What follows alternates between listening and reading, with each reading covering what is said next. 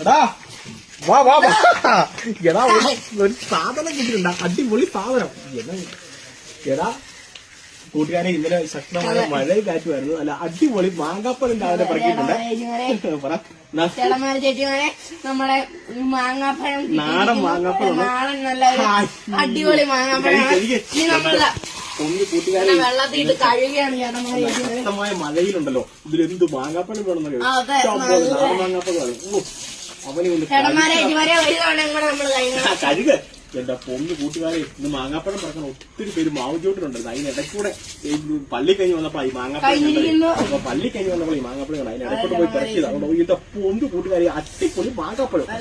എന്റെ പൊന്ന് കൂട്ടുകാരെ, ഇപ്പൊ മാമ്പഴത്തിന്റെ സീസണാണ് ചേട്ടന്മാർ ചേച്ചി വരെ.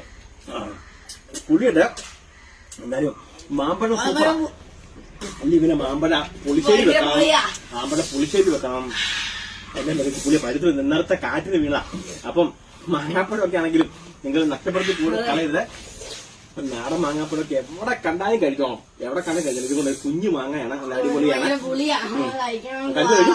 അപ്പൊ എല്ലാവർക്കും